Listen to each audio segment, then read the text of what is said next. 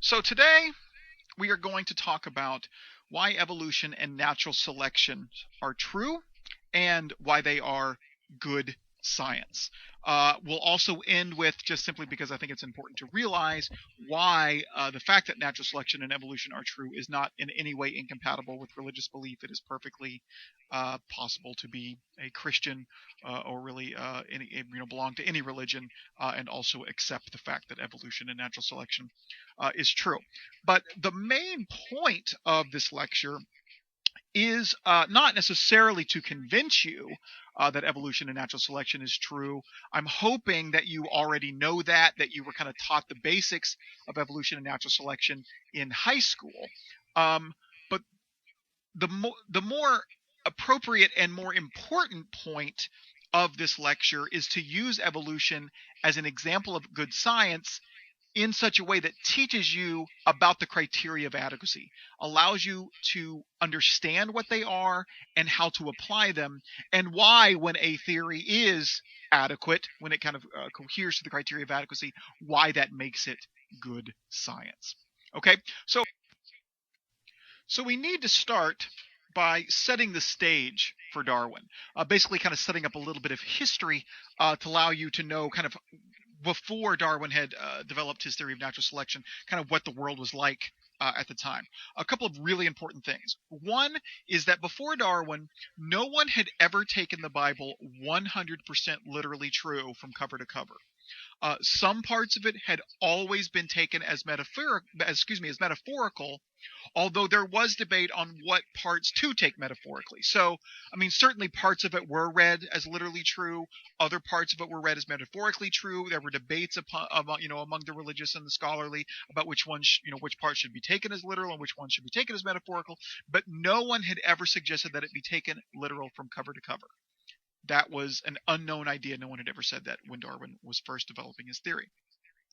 Secondly, Darwin did not invent evolution. Evolution was already around whenever Darwin started his studies, and in fact, evolution was already considered good science.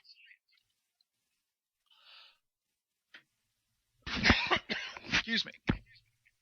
We already had a fossil record that indicated that the Earth was really old. For example, we had begun discovering dinosaur fossils and evidence from rock strata and that kind of stuff that indicated that the Earth was really, really old. And the fossils that we had discovered had indicated that human life had evolved from simpler life forms over a long period of time. The fossil record demonstrated a progression from simple ancient life to complex modern life. So, in other words, when Darwin was around, this is, roughly put, this is the kind of fossil record that we already had. We realized that kind of the deepest layers of the rock strata, the kind of further down you dug, you found um, evidence, you found fossils of these kind of single-celled, or not, I guess these weren't single-celled organisms, but very non-complex organisms like these trilobites. And then if you went a little bit further up, and so you found a little bit younger fossils, the fossils got a little bit more complex, and you would find something kind of like the fish here on the middle left. And then, of course, you could find birds, and then a little bit later, things more like dogs and dinosaurs, that kind of stuff. And then eventually you found more kind of modern skulls, and then you would find humans. So we already had evidence that the Earth is really old, and we already had this kind of evidence from the fossil record that life, including human life, had progressed, had evolved over a long period of time from simple to complex organisms. We already knew that that was true, that that kind of evolution had occurred. But the question was, how did that progression take place? We knew evolution was true. We knew that we had progressed from single to complex organisms, but we didn't know how. We didn't know how one species over time could turn into another species. That was the mystery. That was the main question. And that was the main question that Darwin was concerned about, and the one that he was trying to answer, and that he did answer by developing his theory of natural selection. So now, before Darwin's theory of natural selection came along, there were other competing theories for how one species over time could turn into another one. For example, some people at the time thought that physically changed characteristics could be inherited. So they thought that, For example, giraffes may have long necks because long ago, their ancestors, who basically looked like them but had shorter necks, had to stretch their necks to reach food that was a little bit further up on the tree. And that stretch neck characteristic kind of made their neck longer over their lifetime. And then they would pass along that longer neck characteristic to their, sibling, to their offspring. And then their offspring would stretch their neck a little bit more. And over time, as each generation kind of stretched its neck a little bit more, well, then over time the giraffe's neck could get longer. We, of course, now today know that is nonsense. That is not how traits are passed on. But of course, they did not know that. They did not know about genes and DNA at the time, and so that seemed like a viable hypothesis. Now, that's not one that Darwin accepted. In fact, he didn't like it, and he argued against it, and he did so by presenting an alternate theory, which we'll talk about in a moment, which is the theory of natural selection. But another question was also why there was similarity between species that live in completely different places. So, for example,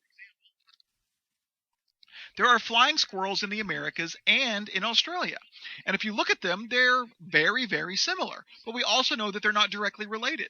So how is it that you could have such similar species that are not related, that are not directly related in two totally different places? That was another kind of question that was being bantered around, that was being discussed during Darwin's time. And so Darwin set out to do some observations, to make some observations, and then eventually formulate a hypothesis regarding how this could occur. And the place he went is the Galapagos Islands. And there you see on the map where the Galapagos Islands are in relation to North and South America. And you see a little close-up of them on the left there. And he basically studied the life forms that were there and took meticulous notes and observations and that kind of stuff while he was doing his studying aboard the USS Beagle, I believe was the name of his ship.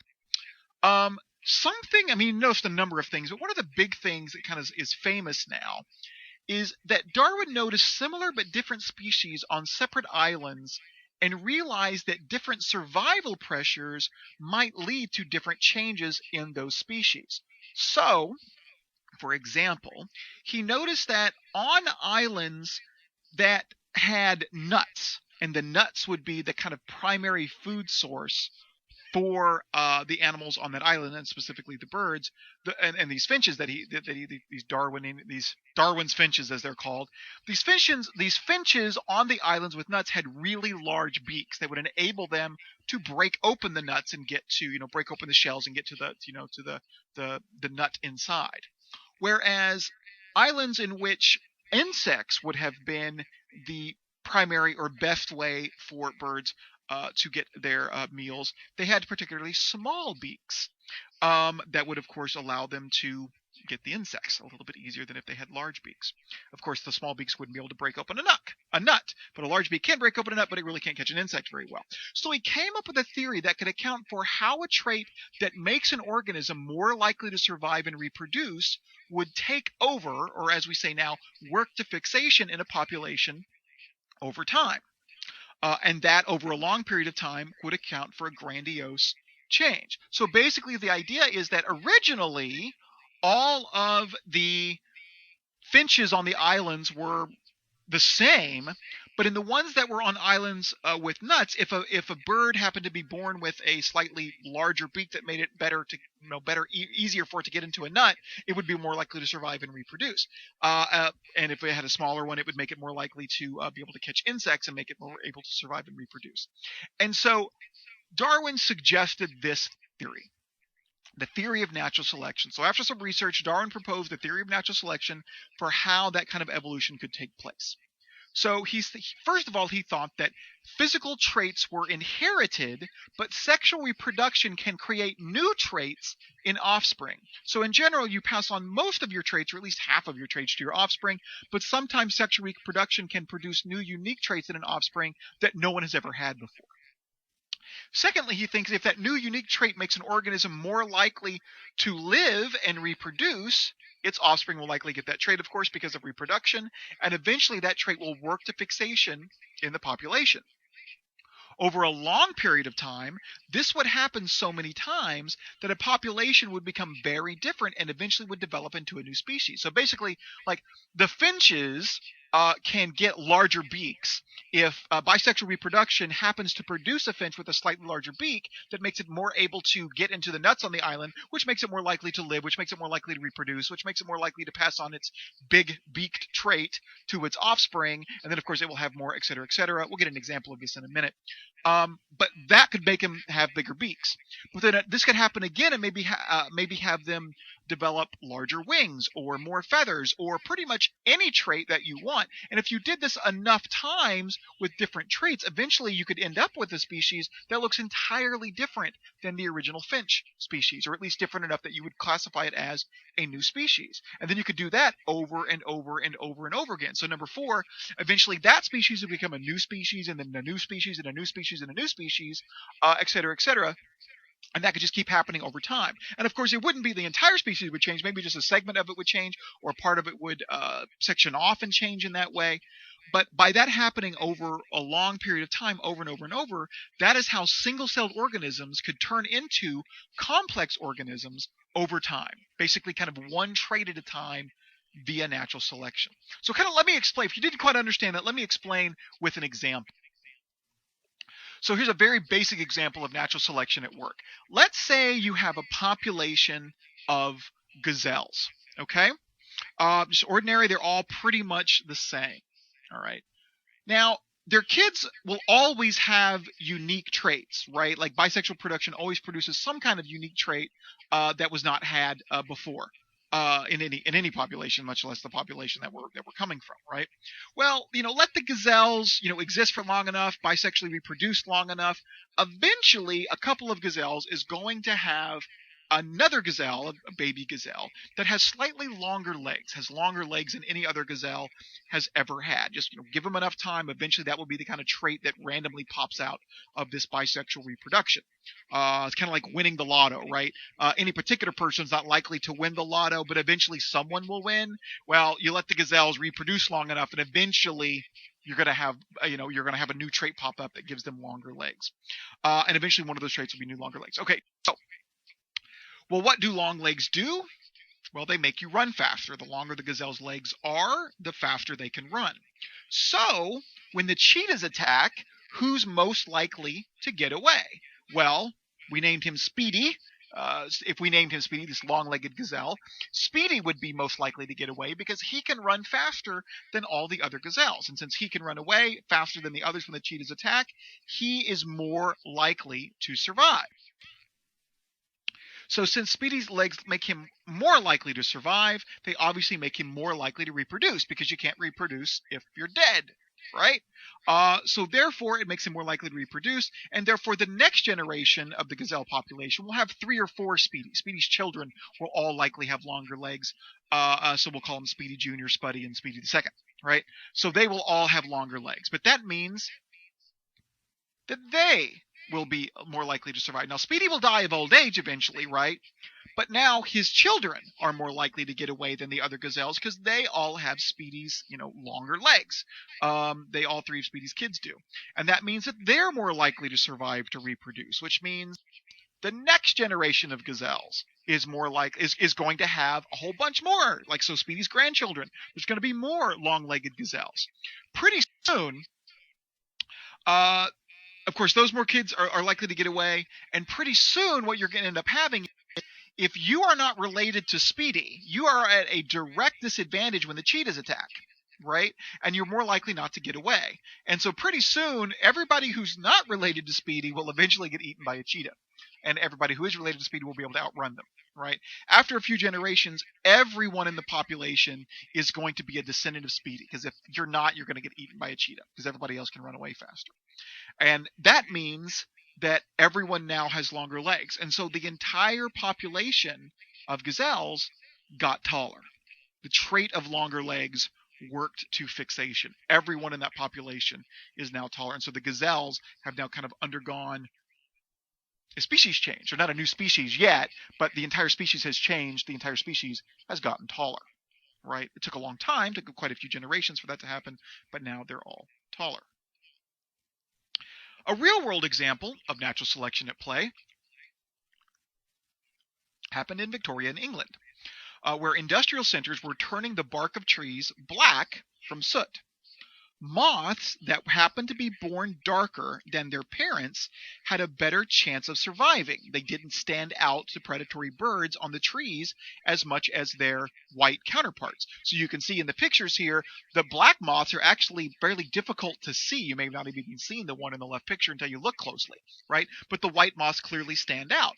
When a bird who loves to eat moths comes around one of the trees, it can easily spot the white moth and thus eat it, whereas it cannot so easily spot the black moth, and so that makes being a black moth, that makes basically the black trait makes them more likely to survive because they blend in better, and that makes them more likely to reproduce. And pretty soon, the entire population of those moths were blacker. So, I mean, basically what happened was you had, the first generation, you had one black moth, but that one black moth was a lot more likely to survive and reproduce. These other two in the top there were eaten. And so you have only two or three, having offspring, but then the other offspring of the white moth gets eaten too because they're easier to see. And pretty soon after a few generations, all of them are black, right? Or at least almost all of them, at least as this chart indicates, all right? So this helped answer the major question, right? How is it that we went from single-celled organisms there on the life, or excuse me, non-complex organisms on the life? You can't really have a fossil of a single-celled organism, but non-complex, like a trilobite on the left there. How did we go from there all the way over to a complex life form like a human? Well, we did it one trait at a time. All you have to do is stack up a bunch of these changes over time, and you would get a new species, and then a new one, and then another, and another, and another, and another, and another. And so in this way, you could go from single-celled organisms to complex life. All right? You could do that via natural selection. So again, we already knew that evolution took place. The fossil record already indicated that there was this progression from single-celled organisms to complex organisms. The question was, how did that occur? Darwin's answer: it occurred one trait at a time via natural selection. This also helped explain the similarity of species. This would explain why you could have similar creatures in different locales. Similar pressures in similar environments would cause similar traits to be selected. So, for example, there are very similar environments in America and Australia, especially where these flying squirrels were. You had kind of forested areas with trees and that kind of stuff. And basically what happened is you had squirrels running through trees, and to get away from predators and other things, it would be very useful for them to be able to jump from tree to tree. But of course, if a tree is far away, right, and they try to jump and they can't make it, well, then they fall to their death. But if it happened to be that a squirrel was born with a little bit of flap under its, just a little bit of flap underneath its arms and legs, that would essentially allow it to clear longer distances. Basically, as it jumped, it would catch just a little bit more air and be able to go just a little bit further and reach a little bit further tree, making it a little bit more likely to survive, to reproduce. And so basically, think of it like the gazelles again. Got a bunch of squirrels running away from a predator. One happens to have a little bit larger flap under its arms, and they all jump off the tree. The one with the little bit of flap, they all jump off a tree that is just out of the normal squirrel's reach. Then they all fall to their death, except for the one that has a little bit of flap. He's actually able to make the jump, and so he's more likely to survive and reproduce. You keep doing this over generations. You get one with a little bit larger flap, and eventually you have a whole species of flying squirrels, basically, that can jump out of a tree, spread its skin flap, and be able to glide over to another tree. They're very kind of cool to watch. Well, a very similar environment exists in Australia, and so you can see how basically similar creatures could evolve there, even though they're not directly related to the American flying squirrel. They're very similar because similar pressures led them basically to develop that similar trait. Basically, the flap was advantageous in Australia, just like it was in America, and so you had two similar species evolve.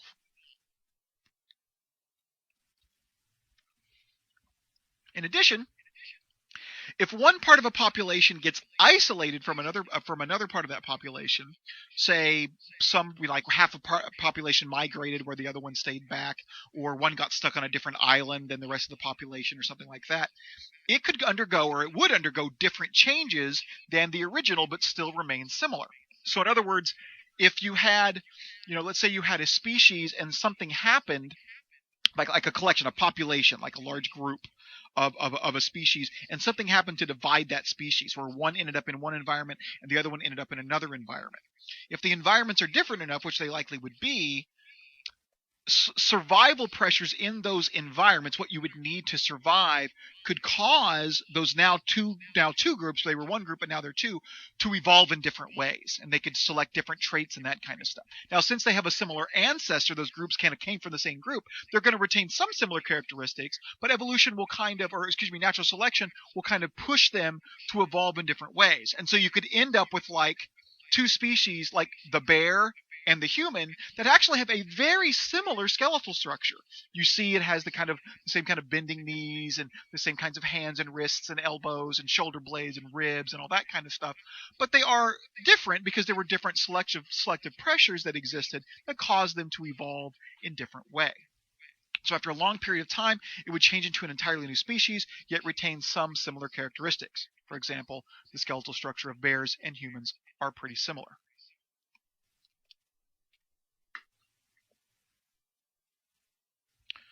This could also account for the similarity of species. So like the extreme similarity that exists between primates. So you look at chimpanzees and apes and other monkeys and other primates like that, and you realize that they are very similar to each other, and they're also very similar to humans, who is also a different species of primates, right? This can account for why there are these similarities. Basically, if a population of early primates got divided, maybe into one group or two groups, maybe more, which is actually what happened, it got divided into more, they would likely experience different pressures and thus evolve in different ways. One of those groups might turn into apes, another one might turn into chimps, another one might turn into humans. So Darwin suggested, monkeys aren't actually our ancestors. It is incorrect to summarize natural selection or evolution to say that we evolved from monkeys. We did not evolve from monkeys. But we, monkeys and chimps and apes, all have a common ancestor. We all broke off from the same line and basically kind of branched off, right? Kind of like a truth tree. So, here's one of Darwin's early evolution trees. You see, it's not linear. It's not just one thing turning into another. You have a species that divides. One might stay the same. The other part of the branch might evolve into something different. It might split 2 or 3 or 4 different ways and evolve in different ways, but it's a branching tree. Darwin published his theory of natural selection in 1859. And Darwin's theory made so much sense of all the new information that everyone was learning at the time, the new fossils and that kind of stuff. And it was such a nice, simple, elegant theory that within about 10 years, it was widely accepted within the scientific community. Now, it's important to note that Darwin did not get everything right, just like Copernicus didn't get everything right. So recall, Copernicus was one of the main ones who came up with the heliocentric view of the universe, right? So we used to think that the Earth was at the center of the everything. Copernicus suggested instead that it was the sun that was the center. It was the heliocentric view, right? Now, Copernicus did not get everything right. For one, he thought the sun was the center of the universe. It was not. There is no center of the universe, we now know. He thought the orbits of the planets were circular. They're not. They're actually elliptical. He didn't know about a number of planets. He got a number of different things wrong.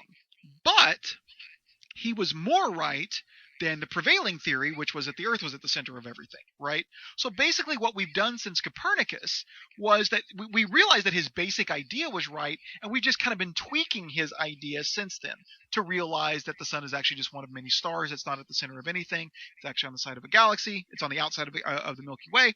That the orbits are not perfectly circular, etc., etc. Darwin's the same way. Darwin did not get everything right, just like Copernicus didn't get everything right. But it was undeniable that the basic idea was right. And so just like with Copernicus, people started to study it and people started to tweak it. We started to make more observations to kind of fine tune the theory, and it's been in development ever since. And so we keep kind of adding on to it, tweaking it, and getting things more and more and more exact as we go. But it's undeniable that Darwin's basic idea of natural selection was right. So just as a little side note, for example, one of the things that evolutionary theorists debate now is whether or not the individual is the only means via which natural selection can occur. Like, are individuals the only thing that have traits that can be selected by natural selection? Or can individual genes have traits that are selected? Or can a group have a trait that's selected by natural selection? So those are all kind of interesting questions, but undeniably, kind of the general idea of natural selection is right. So now we're going to see why Darwin's theory was so successful over time, why it held out not only like 10 years after he published, but why it held out in the long term. Basically, Darwin said that if my theory is right, then what you should expect to find in the future is the following. So it's important to realize that kind of skip down to the bottom of the slide here, but this makes evolution testable, and that is our first criteria of adequacy, is testability. Darwin's theory makes very specific observable predictions. He says, if my theory is true, these are the kinds of things that we should expect to observe in the future. And so the fact that he makes these predictions is extremely important because that is what makes evolution testable. So for example, he predicted that a mechanism for heredity by which the traits of parents are passed on to children in such a way that new traits emerge will be discovered. We will figure out how it is that mechanism works. We'll figure out how it is that traits are passed on from parents to children. And we will also, not only will we discover that, but we'll also discover that that mechanism allows for new unique traits to emerge in our offspring, or in an organism's offspring. We will also he also expected us to find more fossils that are transitions between the fossils we already have. So if we evolved over time, we should find kind of more fossils in between the fossils that we have that kind of show a general or a gradual progression from one to the other. So we should find transitional fossils. And as we complete that fossil record and date everything, we should continue to see that the simpler organisms are the older ones. So the further back you dig, the further deeper you dig, the further, the older you go, the fossil should always be simpler. And evolution should take a branching form. So as we kind of complete how things develop, we should see that it branches like natural selection suggests it should.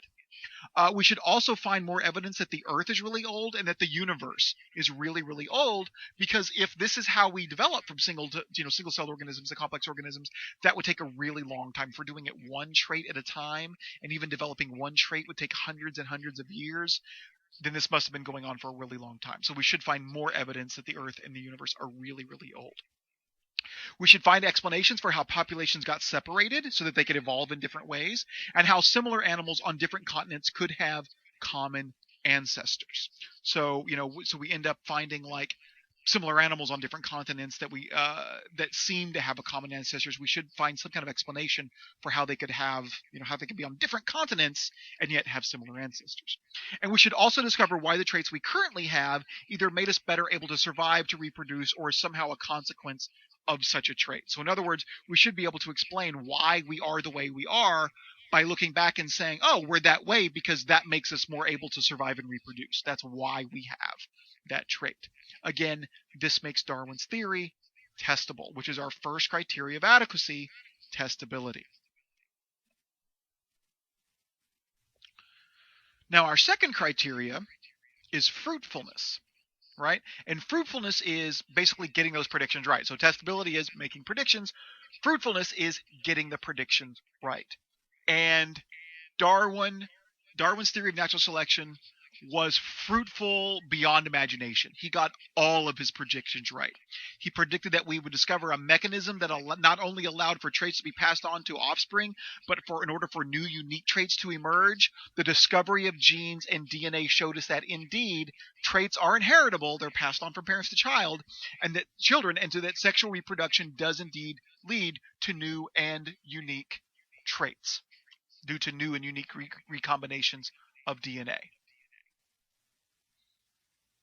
I mean, so basically, maybe it's hard to imagine this because the DNA and genes and stuff are so much part of our vocabulary. Darwin did not know about them. He did, but his theory of natural selection predicted that such a thing must exist. That's how evolution occurs, and he was right. We discovered that indeed we reproduce through the recombination of our genes into new unique strains. Secondly, he predicted that we would find transitional fossils. Wow, did he get that right? There are literally hundreds upon hundreds upon hundreds, if not thousands actually, of transitional fossils that we have found since Darwin. Here I've got a couple of links for you if you're interested to go. 56 important transitional fossils. National Geographic did an article on the 7 most important transitional fossils. Here's just a quick kind of overview of a number of them. So for example, the oldest fossils are sea-dwelling, and we eventually find land-dwelling fossils a little bit later.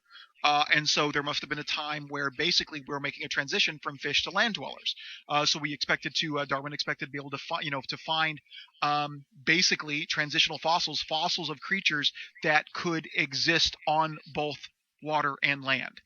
So the kind of classic idea of a fish just kind of roaming on land and then living the rest of its life on land, that's not correct. But eventually you would get basically fish that got flippers that eventually developed in such a way that they could come out of the water for a while and kind of maneuver around on land a little bit for a while, maybe scavenge for food and that kind of stuff, and then go back into the water. And basically over time, the kind of longer they could survive outside of water, and the better they were able to navigate outside of water on the land, and they could look for food sources and that kind of stuff, then the better they would be able to reproduce. And so pretty soon they basically at first they're kind of holding their breath. Eventually they develop these little air pockets that they can take in air and hold it for a while, and they can breathe out in the world, and eventually they become so adapted to it they just stay on land. They never really need to go back to water. But here's some transitional fossils we see there. Here's kind of a close-up of some of them where you can see their fins basically kind of gradually turning into feet that allow them to navigate around on the land. And then here's some transitional fossils turning these land-dwelling lizards that evolved from the basic fish into dinosaurs. Basically what happens is over time the lizards just get larger and larger and larger because that helps them better able to survive because they can fend off predators or find food, etc. But that was just one part of it. So remember, a species doesn't just evolve into one thing. It can get separated out and evolve into multiple things. So some lizards, so like one group of lizards, and maybe more than one, but some lizards evolved, or the species, I shouldn't say, again, remember, we're not talking about an individual organism evolving into something else. One species or one section, one population of lizards eventually changed over time and eventually became dinosaurs, but others became mammals. Others went from cold-blooded to warm-blooded mammals. And so we see a few transitional fossils here from lizard to mammal. In addition, the evolution of the wing is actually well documented. We have lots of fossils that show us how wings evolved. Very early on, they would have been used for warmth and stability. Over time, they could be used for gliding, and eventually they're just used straight up for flying. We also have, interestingly enough, our modern-day birds, their ancestors are dinosaurs. And so, in fact, we've been recently discovering that certainly not all, but more dinosaurs than we thought had feathers instead of just kind of scaly scales that you usually kind of see in the movie. A number of them had feathers. They couldn't fly, of course. Well, some dinosaurs could fly. Some of these feathered dinosaurs couldn't fly. They needed the feathers for warmth, but they did have feathers. But over time, they actually became smaller because because new selection pressures that happened like after the big asteroid hit and made most of the dinosaurs go extinct. They changed over time and evolved into modern day birds. But we have lots of transitional fossils for that as well. Here's one of my favorites, whales. You might think that whales evolved from fish. And of course, very, very indirectly, that is true. If you trace back the lineage far enough, fish are the ancestors of whales. But interestingly enough, that is not their direct ancestors. The direct ancestors of whales are mammals, land-dwelling, air-breathing, milk-producing mammals. That is why whales do not take in oxygen from the water like fish do, right? Fish have gills, and they get their oxygen from the water by taking the water in through their gills and processing the oxygen that way, like we process the air out of the oxygen out of the air that we breathe, right? The air that we breathe is not all oxygen; it's somewhat nitrogen. It's got other elements and stuff in it, but we get the air out of it through our lungs. Fish get the air out of water through their gills, but not whales. Whales breathe air like you and I, right? They have really big lungs, and basically they break the surface of the water and use the blowholes on the top of their head to suck in a bunch of air into their lungs, and then they hold it for a really long period of time. But that's how they get their air. And so what happened is, after fish became land-dwelling mammals, and after a very, very long period of time, some of those mammals in a new environment they found themselves in, found it more useful to scavenge for food in the sea, or even to live in water or the sea primarily. And so they started spending, after generations, each generation spent a little bit more time in the sea, and eventually they got to where they just spent all of their time in the sea, and all of their kind of old stuff that they had for surviving on the land basically went away because it was useless, and now they're just sea-dwelling mammals. But they never lost their lungs, and so they still have to breathe air. They never lost their warm-bloodedness, and so they're still warm-blooded. They never lost the fact that they produce milk for their young, and so they still do that, unlike fish, who do not do that. So we actually have a really great and neat fossil record that shows these kind of old land-dwelling mammals turn into what are now called marine mammals. And so we see over a long period of time how they become a little bit more adapted at swimming and finding fish in the ocean. And so eventually we see that they become whale-like creatures. And if you look on that lower left-hand picture, that's an actual skeleton from the Baleosaurus. Hopefully I'm saying that right, from 40 to 34 million years ago. If you look at the very, very back, you see little bitty tiny hind legs. You see those things sticking back there? They would have been pretty much completely useless, but they were left over from when that species used to be a land-dwelling mammal. So basically, those back legs, as it became a swimmer, essentially became useless. But the genes for the back legs didn't go completely away, and so those back legs are still kind of there. Not really kind of there. They are there, and so they do produce something, but it's essentially useless. It's called a vestigial organ. It's an organ left over that's now useless, but is left over from past ancestors when it was useful. This chart has more examples on the ends, but it's basically has the same middle fossils and shows a more kind of a general progression from land-dwelling to sea-dwelling mammals. And then we have lots of fossils from mammals to primates to figure out how mammals became. Some of the mammals became sea-dwelling mammals, but others became primates. There are a lot more, but we just found this little guy about, I think now I have to say a year ago in the PowerPoint. I think it's now at this point to be 2 or 3 years ago from when I first made the PowerPoint. But basically he was a very, very important transitional fossil between mammals and primates. His name was Ida. Actually, I may be wrong. That may be a female Ida, but I'm not sure. And then we have lots of transitional fossils from primates to humans. Here's just a number of the skulls that we have that document the evolution of primates to humans. Of course, we'd have to, there's Neanderthals and there's a whole bunch of other kind of primates, and there's some really interesting stuff in here to kind of figure out what happened to some of them. It looks like that some of the other kind of primate competitors that Homo sapiens had were Homo sapiens, like Neanderthals.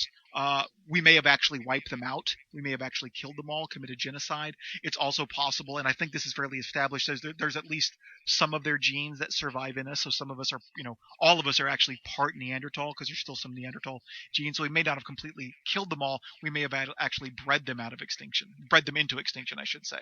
But at any rate, it's a very fascinating bit. But we have plenty of evidence that the evolution from primates to humans occurred. So that was the second prediction that he made, that we'd find transitional fossils. There are tons. There are literally hundreds upon hundreds, if not thousands, of transitional fossils. He also predicted that the further down we dug, and thus the older fossils that we were finding, the simpler those fossils would get. And in fact, he's exactly right. The further down you go, the simpler the fossils get. That he also predicted that the evolution of the fossil record would take on a branching form. He got that exactly right. It is branching. Here's one example of that. Here's another example of the evolutionary tree being branching.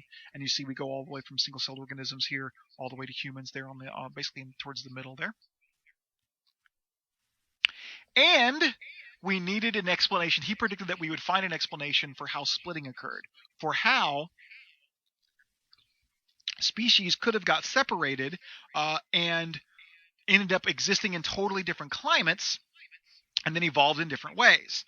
And how is it that we were finding, not only how is it that we can find such similar organisms in South America and Africa, and yet we can find almost exactly similar fossils on South America and Africa, specifically on the east coast of South America and the west coast of Africa?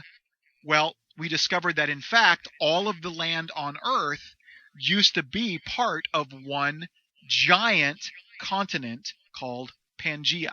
And you actually see an animation here of Pangaea. So wait for the animation here. There we go. You see where they are now. They've actually drifted back from where they were, and they all used to be crunched together. And of course, when they were, you could have easily traveled from South America to Africa, because it would have just literally entailed stepping over a piece of land. There wasn't any big chasm or anything like that. You would just step over it. But over time, those continents actually drifted apart, and that's what could have separated populations, is when that drifting happened, the populations would have got separated. And so continental drift accounts for exactly how the splits occurred and for current animal similarities. So all of that is nicely explained, but you may not realize this, but continental drift is actually, relatively speaking, a pretty new theory. We haven't really... Continental drift and using that to explain earthquakes and that kind of stuff is a fairly new science. It's very well documented now. We know it's true, but it's a fairly new idea. He also predicted that we would find a lot of evidence, more confirming evidence, that the Earth is really old. Well, he got that right too. Carbon dating has allowed us to find things that we've carbon dated things to millions of years ago, and so we have really good carbon dating evidence that the Earth is really old. And there's all kinds of other evidence that you could use, but one of my favorite examples, all you need to show that the Earth is really, really old, is the Hawaiian Islands. This is fascinating to me, something I learned when I visited Hawaii. So the Hawaiian Islands are volcanic. What that means is they are formed by a volcanic eruption. It's all just hardened magma. Now, what's interesting is that the main island of Hawaii is bigger, and then the next island, Maui, is a little bit smaller. And the next one, where Honolulu is a little bit smaller. And if you actually see, or if you look closely at that map, you'll see little labels kind of going all the way back. Those are all classified as the Hawaiian Islands. And the further west you go, the smaller the islands get. The reason why is because basically there's a hot spot out there in the Pacific Ocean where the magma and all the lava, the magma that exists underneath the ocean surface, there's a little pocket open where that magma that exists underneath the ocean surface, like down from the core and a little bit above that, bubbles out and basically piles up. And it's been going for so long, it eventually piles up so high that it creates an island. And that's why, Hawaii has, the main island of Hawaii is an active volcano, right? And it's continually adding on, making that island bigger and bigger and bigger because it's always erupting, right? Not always erupting, but it's always kind of spewing magma forth. It's not erupting like, explosions in the sky, but it's always spewing lava forth, right? Well, here's what happens though. The whole thing is set on a continental, like on a continental shelf, right? And continental drift means that it drifts away. And so what happens is an island will be formed, but eventually it will, because it's on the shelf, it will drift away from that hot spot. And as a result, it will no longer be fed by the volcano. And since it's in the ocean, the waters will slowly erode away at the island's surface. And so as it slowly erodes away, the island will get smaller and smaller and smaller. And of course, the longer it erodes away, the smaller it gets. And so if you look at the islands there, they're smaller and smaller and smaller because they're older and older and older, right? So basically what's happened is, as over time each one of these islands moves off of the shelf, it gets eroded away, and the longer it gets eroded away, the smaller it gets. And so if you look, way off there in the west, way at the upper left of the picture there was basically the first Hawaiian island. The one, it used to be as big, if not bigger, than the main Hawaiian island now, but it's existed for so long that it has shrunk to almost nothing. It's been almost completely eroded away by the ocean. And in addition, not only has it been eroded away, but that island used to be where the now main Hawaiian island is, where the big island is now. That island that's way over there to the left, it used to be right there where that is. Well, how long do you think it would take, not only for an island that's as big as the main island of Hawaii to erode away into almost nothing? Not only how long would that take, but how long would it take for it to move via continental drift all the way from the main Hawaiian, from where the main Hawaiian island is now, all the way to where it is now? It would literally take millions and millions and millions of years for it to erode that far and to move that, erode that much and to move that far. And so the Hawaiian Islands by themselves are direct evidence that the Earth is literally millions and millions and millions of years old. Turns out the Earth is even older than that. Hawaiian Islands actually came late in kind of grand scoping geological time, but they've been around for millions of years. They were formed millions and millions of years ago. Interestingly enough, and then we'll go on. Interestingly enough, there's already a new Hawaiian island being formed underneath the ocean surface. If you can look it up, like on Wiki, I forget what the island's called, but there's another little pile up of lava basically forming underneath the ocean. It's already got a name, and there will be a new Hawaiian island in a few thousand years. Basically, it will breach the surface, and there'll be a new Hawaiian island that will eventually replace the big one. He expected to find evidence that our universe is really, really old. He got that right too. The cosmic background radiation shows us exactly that. I could go on and on and on about how we know that the universe is really, really old. We know it's between 13 and 20 billion years old. I think right now the best estimate is around 15 billion years old. Again, just like Copernicus and Darwin, we'll keep kind of fine-tuning that to get a better idea. But that's roughly right. 15 to 16, I believe, is right. Which, of course, is plenty of time for the Earth to appear, cool, and for evolution to occur. The picture on the upper right there is the picture of the cosmic microwave background radiation. It is direct evidence of the occurrence of a Big Bang, which would have happened billions of years ago. Again, roughly 16 billion years ago. The picture there on the left is the Hubble Deep Field. This is a fascinating little bit of science. Basically, the Hubble telescope is an orbiting telescope that is probably not, was at the time, I think we've got a more powerful one now, but was at the time the most powerful telescope in existence. And basically what they did is they picked out the darkest piece of sky they could find, pointed the Hubble at it, and then zoomed it to its maximum degree possible and started taking pictures. And this is what they saw. This is literally, you are seeing a couple of little really bright spots, like on the lower left, you kind of see a little bright star. That's a star in our galaxy that's kind of in the way of the picture. But all those little disks and little blobs and all those are galaxies. Those are entire huge collections of stars, and they are billions upon billions of light years away. A light year is the distance it takes light to travel in a year. So what we're actually seeing there is those galaxies as they existed billions and billions of years ago. More than likely, most of these galaxies and the stars in those galaxies have burned out since those galaxies look like this, but that light that they emitted billions of years ago is just now reaching us because they're so far away, and it took the light so long to get to us. But we're literally seeing the universe in its earliest forms here, and of course it hadn't expanded that far, and so all the galaxies are kind of bunched up and close together. This is one of the most remarkable photographs in science. Darwin also predicted that we would figure out how our current traits have survival and reproductive value, and he got that exactly right. So for example, why is it that some people have darker skin and some people have lighter skin? Well, peoples who evolved in warmer climates with a lot more sun, like Africa, have darker skin. And the reason that is because darker skin, for lack of better terms, it blocks sunlight. It's kind of a natural sunscreen, basically. It blocks sunlight, it blocks UV, and that helps prevent skin cancer. We know that if we get too much UV, if you get sunburned a bunch and you sunburn over and over and over again, that makes you much more likely to get skin cancer. And of course, if you get skin cancer, you're much more likely to die, right?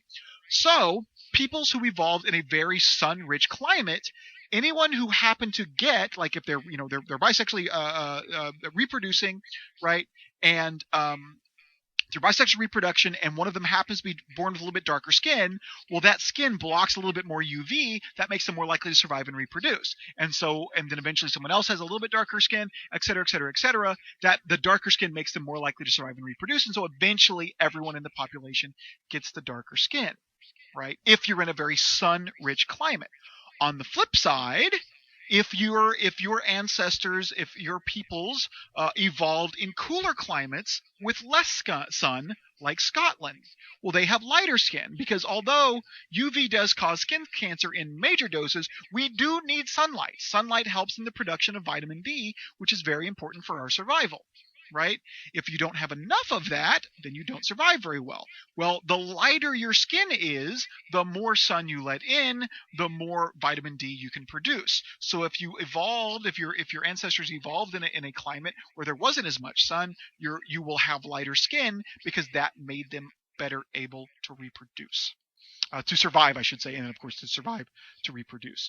So we can actually explain why we have the traits that we do. Because they had reproductive value, right? We can explain our opposable thumbs that way. We can explain our skin color that way. We can explain all kinds of things in that way. And so evolution is fruitful. Darwin made very specific predictions, and he got them right. That is what makes evolution fruitful. All right. The theory of evolution and his theory of natural selection is very fruitful. That really is enough to make it more adequate than all the other competing theories, especially the ones that Darwin was competing with. Way more adequate than those. That's really all you can do. You can almost stop there and go, yep, we know evolution is true. It made predictions. It got them right. There we go. But there's more. So again, let's kind of review very quickly. The criteria of adequacy is testability, fruitfulness, scope, simplicity, and conservatism. We've already seen that evolution is both is both testable and it is fruitful. But evolution also has very wide scope. In other words, it has explanatory power. It not only explains what it set out to explain, like the diversity of life and where life came from and that kind of stuff, but it ended up explaining a host of other things it didn't even intend to explain. It ends up making sense of a whole bunch of other stuff in a whole bunch of areas of science that we didn't even think that we wouldn't even contemplate that it would explain, and it ended up explaining it. For example, It explains genetic similarities. Evolution accounts very nicely for genetic similarities, like the fact that mice and humans share about 98% of their genes. Why is it that that the DNA of mice and humans are 98% similar? Well, it makes perfect sense when you realize that we're actually fairly closely related on the evolutionary tree. We both had a common ancestor, and we've each only deviated about 2% from that ancestor.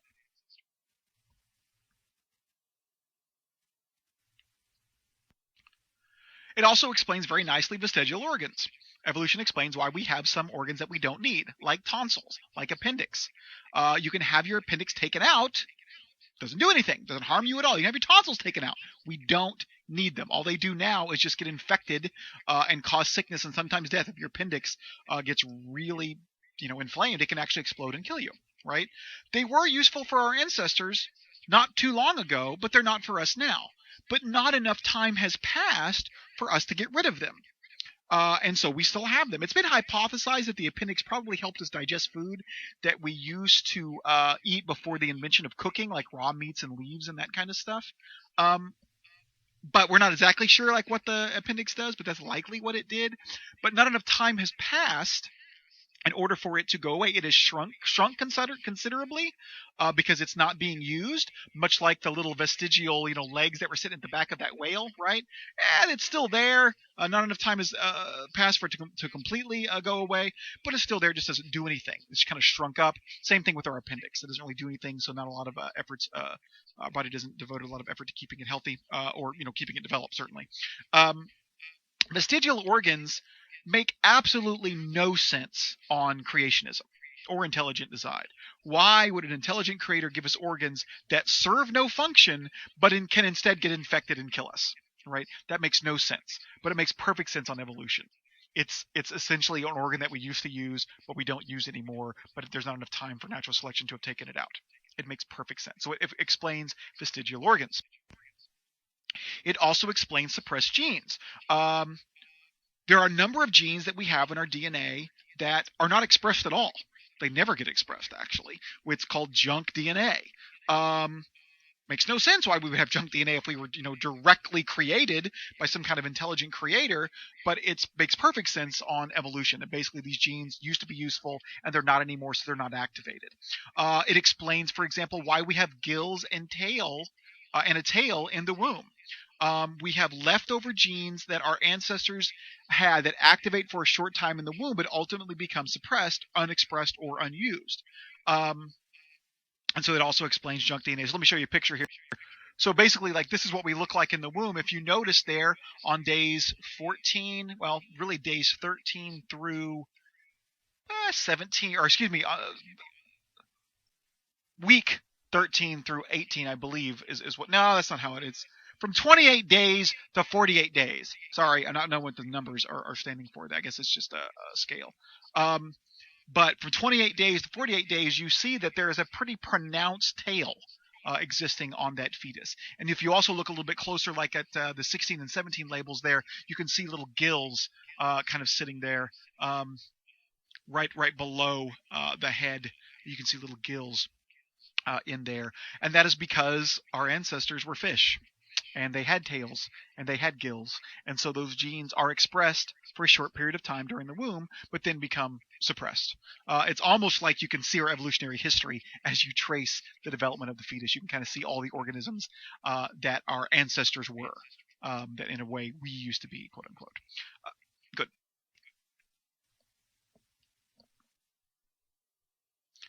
In addition, evolution accounts very nicely for the variety of life on ocean islands. Basically, life on an ocean-locked island like Hawaii differs dramatically from what you find on the mainland.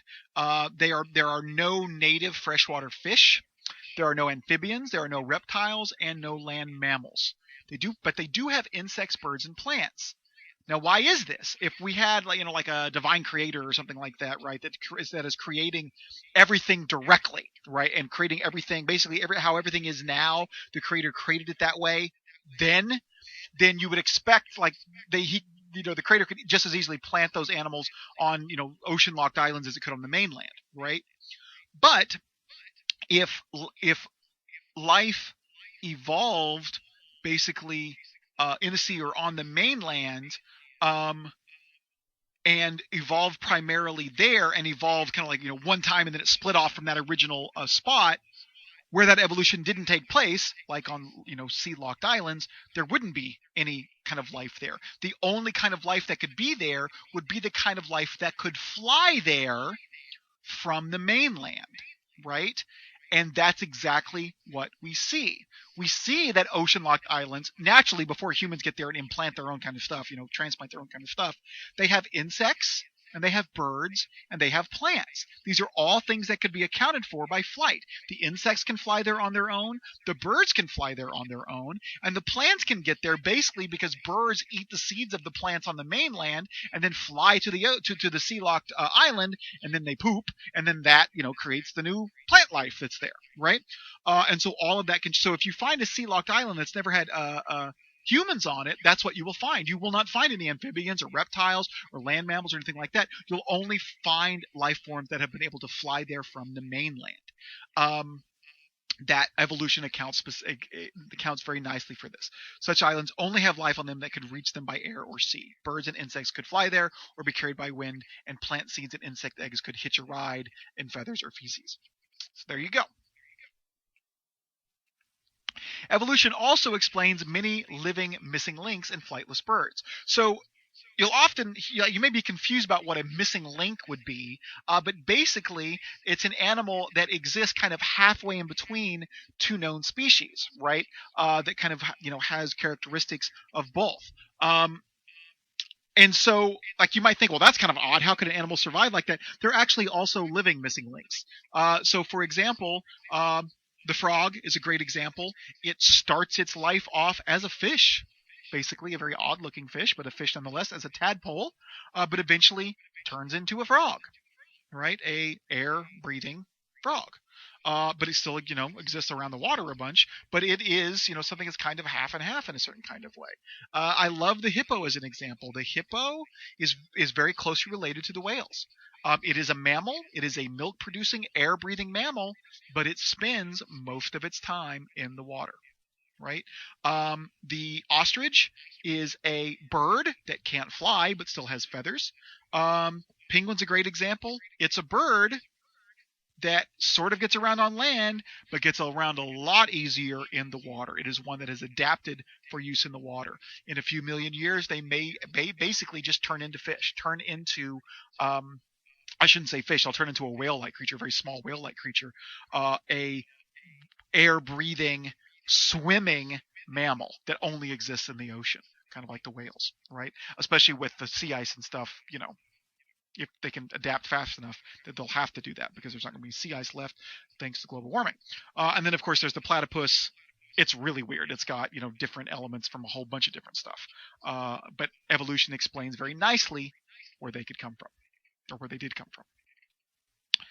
So evolution is not only testable, makes testable predictions, it's also fruitful, it gets those predictions right, and it has lots of explanatory power, but it's also very simple. Simplicity, remember, it's not that it's easy to understand, but it doesn't invoke extra entities. Although all the ins and outs of evolution might be hard to understand, that does not make it unsimple in the scientific sense. A theory is simple if it makes few assumptions, if it does not have to hypothesize a bunch of stuff or a bunch of unknowns for it to work. It doesn't have to have a bunch of junk in it to work. It doesn't have to hypothesize the existence of new entities and that kind of stuff. And evolution requires three things: inherited traits, mutation, and time. That's it. And if you have those three things, evolution is not random. It's not a chance occurrence. It is literally bound to happen. It is inevitable. It's not even a matter of chance at all. And since we already know that those three things exist, that traits are inherited, that mutation occurs, and that there's lots of time for all of that to happen, one does not even have to assume that they exist. So basically, if a theory has to hypothesize the existence of a new entity that we don't know exists, right, that we don't already have evidence that exists, that makes the theory non-simple. Now, if the theory also turns out to be, fruitful, and it's testable, and it's fruitful, and it's got lots of explanatory power, and it coheres with other stuff that we know, well, then that might be a good reason to think that new entity exists. For example, the germ theory of disease was originally not simple because it hypothesized a new entity. germs that we didn't know existed before. And so it was not simple. But because it made all the right predictions and explained so much and cohered with other things that we knew, we eventually came to accept it. Right? So if a theory can do that, then it's not non-simple, right? But if the thing that your hypothesis requires to work, like the thing that you kind of have to hypothesize is out there, if you already know that thing exists, that really isn't a mark against your theory in terms of simplicity. So yes, evolution does require three things: inherited trace, mutation, and time, but we already know those things exist, so it doesn't really count against its simplicity. And lastly, evolution is conservative. Evolution does not conflict with anything we already know. On the contrary, it coheres with everything that we know. Some have said that basically it makes sense of almost every branch of philosophy, which also speaks to some of explanatory power, but it basically makes, not a philosophy of science, it makes sense of every branch of science, and almost nothing makes sense in any branch of science anymore unless evolution is true. We found so much kind of confirming evidence. The only thing, and now we're going to start talking a little bit about religion, the only thing that evolution conflicts with is a literal reading of Genesis 1 and 2, or any other mythical creation story that you could come up with, right? So whether it be that all the world exists as a, on top of a turtle that's afloat in space or something like that, or some kind of, myth about, Zeus's father vomiting forth the world, or whatever kind of myth is out there, or whatever. It conflicts with the literal reading of those creation myths, or, for example, a literal reading of the Bible from cover to cover, because of course, if you read the whole thing cover to cover, you have to read Genesis 1 and 2 as literal as well. If you read the whole thing as literal cover to cover, you have to read Genesis 1 and 2 as literal as well, and it would conflict with that. But that is absolutely positively no reason to reject evolution. Favoring a literal reading of Genesis 1 and 2 over the overwhelming science and scientific evidence for creationism is ridiculous. For one, the idea that we should read the Bible literally from cover to cover, and thus that we have to read Genesis 1 and 2 as literal if we're going to believe in the Bible and be Christian at all, that idea is younger than the theory of evolution. It was actually developed after evolution came along. So again, let me make that clear. The idea that the reason you have to read Genesis 1 and 2 as literally true is because the Bible is literally true from cover to cover. So if you don't believe Genesis 1 and 2, then you can't believe any of the Bible anyway, because you have to read it literal cover to cover.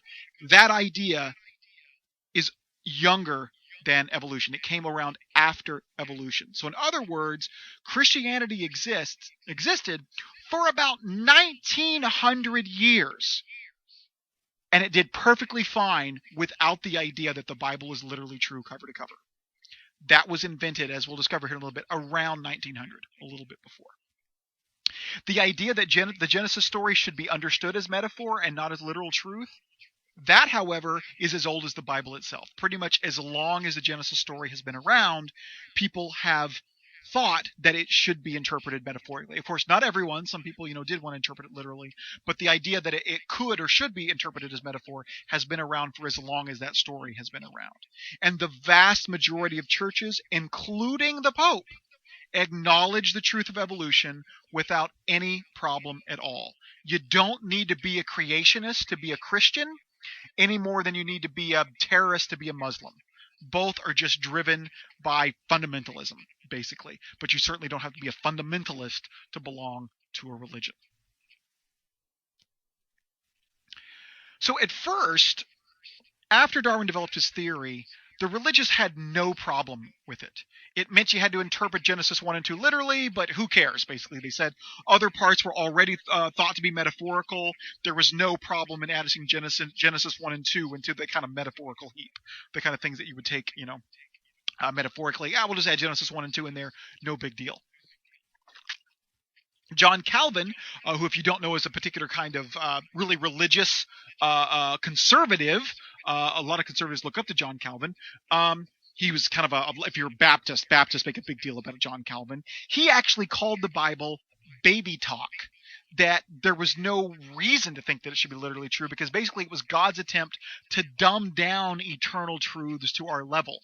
He thought most of what it said was not literally true. So for particular for the creation story, basically he thought that the creation story was not literally true. Again, this is the guy who played a major part in funding a lot of Baptist theology. He would say, "No, you don't think Genesis 1 and 2 is true." Basically, that's kind of a kiddish story, a babyish story that God tells us to help us best understand how creation happened, but really it's just a metaphor. It doesn't really represent what happened at all. However, a debate was sparking in the religious community. Enlightenment thinking, for reasons completely independent of Darwin, had nothing to do with Darwin at all, was demanding that more and more of the Bible be taken as metaphor. So in 1861, which was after Darwin published his stuff on natural selection, Essays and Reviews was published. And this Essays and Reviews, it made what was called higher criticism available to the public. Now, what higher criticism did, and again, had nothing to do with Darwin and came after Darwin, higher criticism began revealing many uncomfortable truths about the Bible that a lot of people started to be uncomfortable with. Now, these are all things that we know. Talk to the theology professors in our theology department. They will all tell you that these things are true. But these are the kind of things that were starting to get discovered in the late 1800s. We started to realize that the Bible was written much later than we thought. And wasn't written by the people who we originally thought wrote it.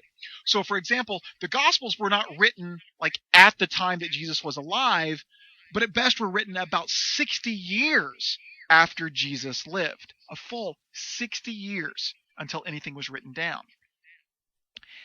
And it turned out that Moses didn't really write the first 5 chapters of the Bible. It was kind of traditionally thought that that was the case, and it is not. No one thinks Moses wrote the first 5 books now. It turned out that the disciples, not only were the Gospels written 60 years after Jesus, but the disciples didn't write them.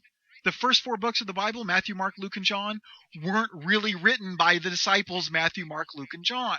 They were written by other people. One of the ways that we know this is because they were written in Greek. The original language was Greek, and yet the disciples would have spoken Aramaic. They would not have spoken Greek. And in addition, the disciples were not educated.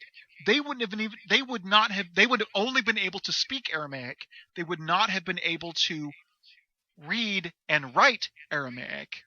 And certainly they wouldn't have been able to read and write Greek, which is a totally different language, the language in which the Gospels were written. And so basically the Gospels were written 60 years later by Greek-speaking Christians who had only kind of heard stories about Jesus.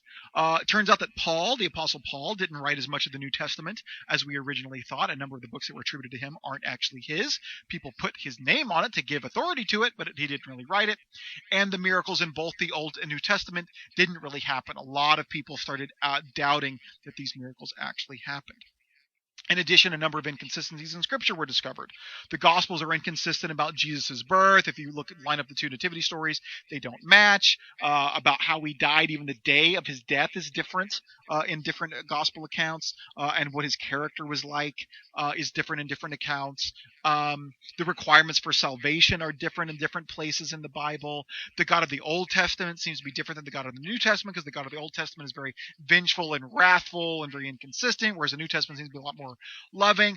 All of these things started to really draw into question how much of the Bible we really should be taking literally.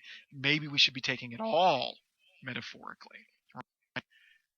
That was not something that the conservative Christians could handle at the time, right? So again, Darwin's not the one who caused this problem. It was the higher criticism, which is completely separate. That was biblical scholars, not scientists. Biblical scholars who do this, and that's what starts to really upset the really conservative Christians. So religious liberals were fine with most of the Bible not being literal truth. It was still mythically true and contained ethical truths and truths about meaning and truths about spirituality and salvation. They didn't care. So Jonah wasn't really in the belly of the whale. Who cares? That's not the point of the story. That'd be kind of like, objecting to Lord of the Rings by saying that the Eagles could have just flown them into Mount Doom in the beginning and the whole thing could have been. That's not the point of the story, right? Like, the story finding an inconsistency or something silly about the Lord of the Rings story is not a reason to ignore the message of the story, the meaning of the story, or the fact that the story is wonderful and can teach us things. Like, it doesn't matter that it's not literally true. We know it's not literally true. That's not, its literal truth is not the point. And so the liberal Christians were very open with, like, yeah, the Bible's not literally true. Jonah wasn't really in the belly of the whale. Most of the Gospels is not literally true, but that's fine because that's not the point. The point of the story, not the literal truth of it. But religious conservatives couldn't see the value in such truths. The religious conservatives couldn't swallow the idea of that much of the Bible being mythically true and not literally true. And one of the reasons was because the science had been so successful in giving us literal truths and actually explaining things that it made them think, well, if the Bible isn't literally true, like science is literally true, then it can't be really worth anything. Non-literal truths aren't useful. Mythical truths aren't useful. Only literal truths are useful, right? So unable to give up the worth of the Bible, they demanded, contrary to all the evidence and everyone before them, that it must be literally true cover to cover. So again, contrary to what anyone had said any time before them, they insisted that the Bible was literally true cover to cover, basically because literal truth had become so valuable, such a big deal. So for example, think about what explains the seasons. It used to be that we explained the seasons with the story of Demeter, right? The goddess of some god descends into the underworld every year, and when it does, that goddess who's in charge of the weather. So, like, the goddess who's in charge of the weather, her daughter goes into the underworld every year, and every year she becomes really sad when that happens, and so we get winter and fall. Right? Did anybody ever actually believe that was literally true? Not clear. It was just kind of a just so story maybe for explaining where the seasons came from. But then we realized that the Earth is revolving around the sun and the tilt of the Earth explains the seasons. Oh, well, that's literally true. That's wonderful, right? When science came around and started giving all those literal truth was really, really valued as something great. And it became so valued by some of these conservative Christians that they couldn't see any value in mythical truths. And so they started insisting that the Bible must be literally true from cover to cover if it's going to be worth anything at all. It can't be mythically true in any way. And so they started demanding that it was literally true cover to cover.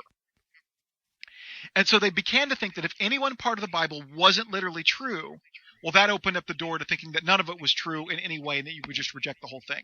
So in 1881, again, long after Darwin, Archibald Hodge and Benjamin Warfield published and defended, they really didn't defend it, they just kind of proclaimed it without evidence, that the literal, 100% literal truth of the Bible, suggesting, again, without any evidence at all, that the Bible was errorless from cover to cover, and that it was literally true from cover to cover.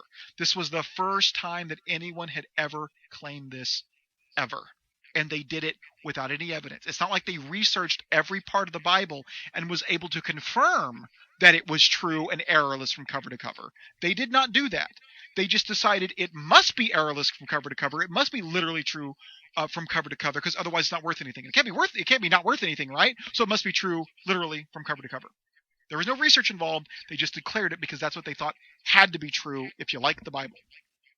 So a fundamentalist movement started, and in 1886, Dwight Moody founded the Moody Bible Institute in Chicago. It was kind of a safe haven for literalists, for people who believed the Bible was 100% literally true, and they could kind of, protect themselves against counter evidence.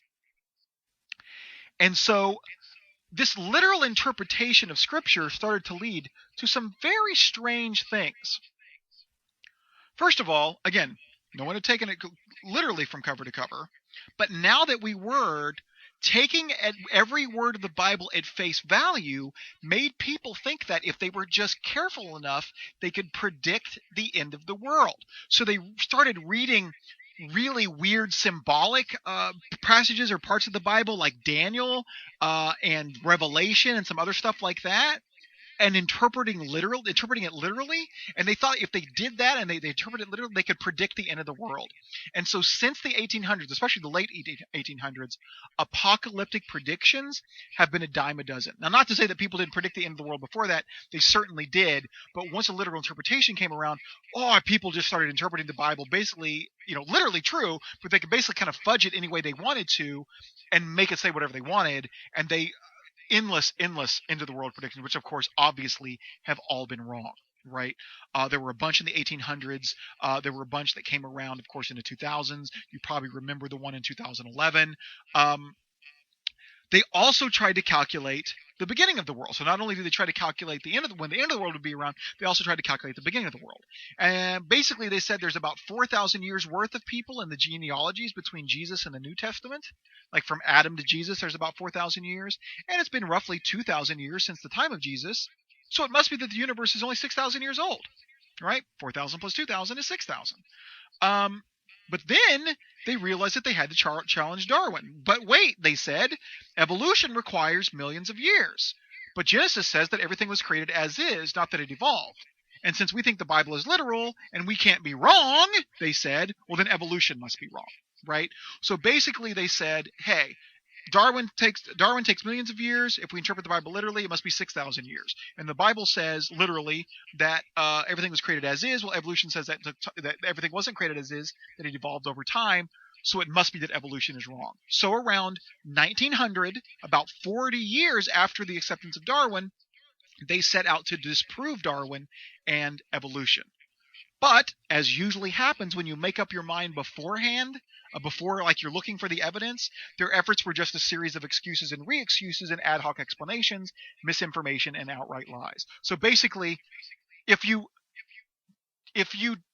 determine your conclusion by the evidence, you don't have this problem. You follow the evidence to where it leads, and you accept the conclusion as to where the evidence leads. However, if you decide what your conclusion is beforehand, and then you start looking at the evidence, what happens is you end up having to excuse away all the evidence that stands contrary to the conclusion that you've already decided that you have to have. So, for example, creationists started claiming that there were no transitional fossils to prove evolution is true. That's just an outright lie. There are literally thousands of transitional fossils. We've already seen a bunch of them, right? They started saying that there are disagreements between scientists about the truth of evolution. It's a theory in crisis. No, it's not. That is a complete lie. 97% of scientists, even those outside of biology, accept evolution. All biologists do. Anyone who is a biologist accepts evolution. The only, like the 3% of scientists that are creationists that don't accept evolution are usually, not usually, they're in always completely unrelated areas of science. They're meteorologists, or they're some kind of specialized physicist or something like that that does not understand biology. Anyone who disagrees studies an unrelated field and is not educated about what evolution is or about biology. The theory continues to be developed, of course, but it is just as accepted as any other established scientific theory. In fact, I would say the only theory that has more acceptance is quantum mechanics. It's usually considered the most, the one that has the most evidence and is most accepted. I should say most firmly established. Right? They say that evolution violates the second law of thermodynamics. Complete misunderstanding. The second law of thermodynamics says that in a closed system, heat will not flow from a cold body to a warm body spontaneously. That's all it says. This has nothing to do with the origin of life at all. Sometimes it's expressed in terms of complexity, and so they think that evolution has things going from simple to complex, and that violates the law. The law really is not about that kind of complexity. It's only about how heat flows. In addition, the Earth is not a closed system. The second law of thermodynamics is about how heat flows in a closed system. The Earth is not a closed system. It gets its heat from the sun, and so there's constantly heat being added to it. It does not violate the second law of thermodynamics by any stretch. They also object, if we evolved from monkeys, then why are there still monkeys? This is a complete misunderstanding of what evolution is. We did not evolve from monkeys. We share an ancestor from monkeys. We split from the same branch. And so there's no reason to think there wouldn't be any monkeys if we evolved from them. We actually, we can coexist because we have a common ancestor. Sometimes they say that God planted the fossils to test our faith. So basically, they don't deny that the fossils give us really good reason for thinking that evolution occurred, but they say that God planted the fossils there to make it look like evolution occurred, to see if you would believe that evolution is false anyway, right? So in other words, he puts them there to test our faith, to see if we will believe in the Bible anyway, despite the evidence. There are a number of problems that are wrong with this. First of all, it's just ad hoc. This is untestable. It's an untestable excuse to save the theory. Basically, what they're suggesting is God created the world in such a way that he made it look like evolution is true when it's really not.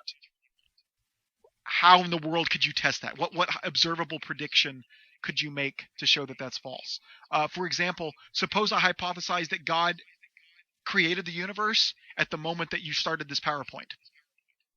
And that's when the universe was created. He just created it in such a way that he made it look like it had existed before that. So he created that moment, but the moment he created it, he also implanted memories of you of your entire life. But those never really occurred. They're just memories. Could you ever disprove that? No, you couldn't. Is it true? No, of course not. It's not true. That's ridiculous. But we know it's ridiculous because it's non-testable. The same thing is true here. Sometimes they don't say God planted the fossils; they say Satan planted the fossils to draw us off course. It's the same problem. It's untestable. And lastly, there's one big problem with creationism, which suggests that the Earth is only and the universe is only 6,000 years. We can see stars in the sky that are more than 6,000 light years away. 6,000 light years is the distance that light can travel in light year. Again, a light year is a distance that light can travel in a year. So any star that's greater than 6,000 light years away would not be able to be visible by us. The light would not have had enough time to travel from the star, to us, and yet we see most of the stars in the sky. I'd say like 99% of the stars in the sky, if not even greater than that, are more than 6,000 light years away.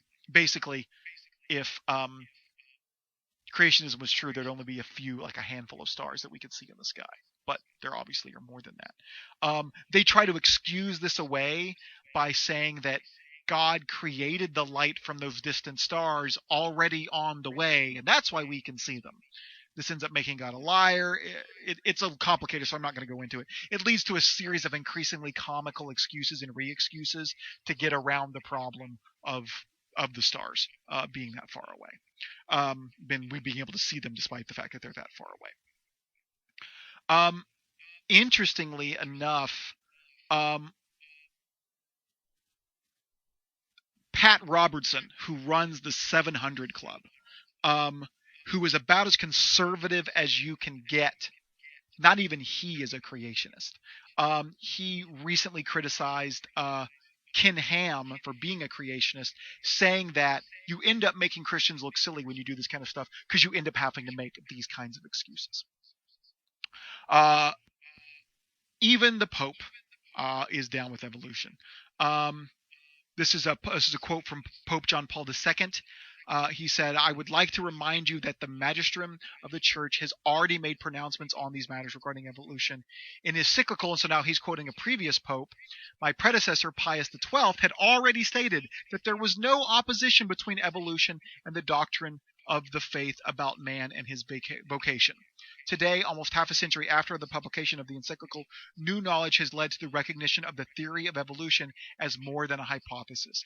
It is indeed remarkable that this theory has been progressively accepted by researchers following a series of discoveries in various fields of knowledge. The convergence, neither sought nor fabricated, of the results of the work that was conducted independently is in itself a significant argument in favor of this theory."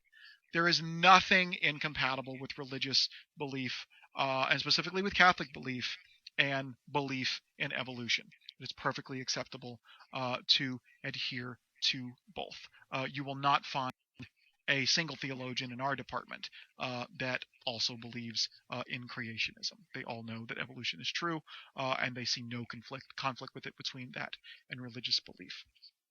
But in review, all of this teaches us that evolution is good science because it is adequate. It is testable, it makes very specific predictions, and it is fruitful. It gets those predictions right. It is simple. It does not invoke any extra entities. The things that it does invoke are things that we already know exist: mutation, time, etc.